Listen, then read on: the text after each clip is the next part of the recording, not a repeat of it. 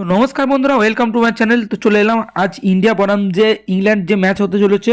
তো কোথায় কখন ম্যাচটি হবে এবং কটা থেকে শুরু হবে এবং প্লেইং ইলেভেন বা কী হতে পারে, তো সমস্ত কিছু আজ বিস্তারিত আলোচনা করব। তো আর দেরি না করে বিস্তারিত ভিডিওটি শুরু করা যাক। তো প্রথমে যদি বলা যায় যে কোথায় ম্যাচটি হবে, সেটা হচ্ছে হায়দ্রাবাদে, অর্থাৎ রাজীব গান্ধী ইন্টারন্যাশনাল স্টেডিয়ামে হবে। হ্যাঁ বন্ধুরা, রাজীব গান্ধী ইন্টারন্যাশনাল স্টেডিয়ামে 9টা 30 থেকে 25শে জানুয়ারি, অর্থাৎ আর কয়েকদিন পরেই 25শে জানুয়ারি, অর্থাৎ 9টা 30 থেকে রাজীব গান্ধী ইন্টারন্যাশনাল স্টেডিয়ামে কিন্তু ম্যাচটা শুরু হবে। তো এটা জেনে গেলে, এবং যে স্কোয়াড ঘোষণা হয়েছে টেস্টে সেটা কিন্তু আমি আগেই জানিয়ে দিয়েছি। তো তোমরা যদি কেউ না জেনে থাকো তো আমার চ্যানেলে গিয়ে তোমরা দেখে নিতে পারো। তো এবার যদি প্লেইং ইলেভেনের প্রসঙ্গে আসি, তো প্লেইং ইলেভেনে কিন্তু ভালো রকমের কিন্তু রদবদল হবে। তো প্রথমে কিন্তু ওপেনিংয়ে শুভমন গিল কিন্তু বাদ পড়বে। হ্যাঁ বন্ধুরা, শুভমন গিল কিন্তু অবশ্যই বাদ পড়বে। তো দেখা যাবে রোহিত শর্মাকে। তো রোহিত শর্মা কিন্তু একজন অনবদ্য ব্যাটসম্যান এবং ক্যাপ্টেন, তো তিনিই থাকছেন।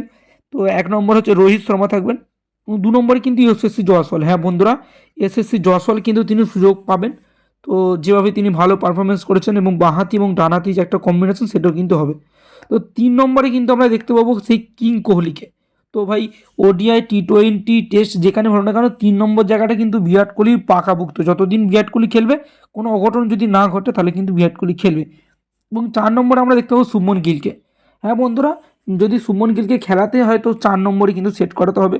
তো ওপেনিংয়ে কিন্তু একদমই সুযোগ পাবে না। তো 4 নম্বরে আমরা শুভমন গিলকে দেখতে পাবো। এবং 5 নম্বরে দেখতে পাবো বন্ধুরা শ্রেয়াস আয়ার। তো শ্রেয়াস আয়ার মোটামুটি ভালোই খেলছে। তো তাকে আর একটু বিশ্বাসযোগ্যতা হতে হবে। তো শ্রেয়াস আয়ার কিন্তু 5 নম্বরে থাকলো। 6 নম্বরে থাকবে হচ্ছে লোকেশ রাহুল, অর্থাৎ KL রাহুল। তো KL রাহুল যেহেতু টিমে আছে, সে একজন দুর্দান্ত উইকেট কিপার। তো আমরা দেখেছি বিশ্বকাপে তিনি কী করতে পারেন। তো KL রাহুল উইকেট কিপার হিসেবে 6 নম্বরে থাকবেন। এবং 7 এবং 8 যথাক্রমে থাকবেন। 7 নম্বরে রবীন্দ্র জাডেজা, তো যাকে ছাড়া টেস্ট তো কল্পনাই করা যায় না। এবং তারপরে যার কথা বলবো, তিনি হচ্ছেন ভাই রাজা, সেটা হচ্ছে রবিচন্দ্র অশ্বিন। তো ভারত যখনই বিপদে পড়ে কিন্তু রবিচন্দ্র অশ্বিন ভালো করেই সাহায্য করে। তো তারপরে 9 নম্বরে থাকবে জাসপ্রীত বুমরা। তো এই ম্যাচে ভয়েস ক্যাপ্টেন, এই ম্যাচে নয় সিরিজে ভয়েস ক্যাপ্টেন জাসপ্রীত বুমরা। এবং তারপরে যার নাম বলবো, 10 নম্বরে যাচ্ছে মোহাম্মদ সিরাজ। তো মোহাম্মদ সিরাজ যেদিনকে চলে ভাই, কোনো কিছু দরকার নেই, একাই ম্যাচ জিতিয়ে দেবে। তো 10 নম্বরে মোহাম্মদ সিরাজকে দেখতে পাবো।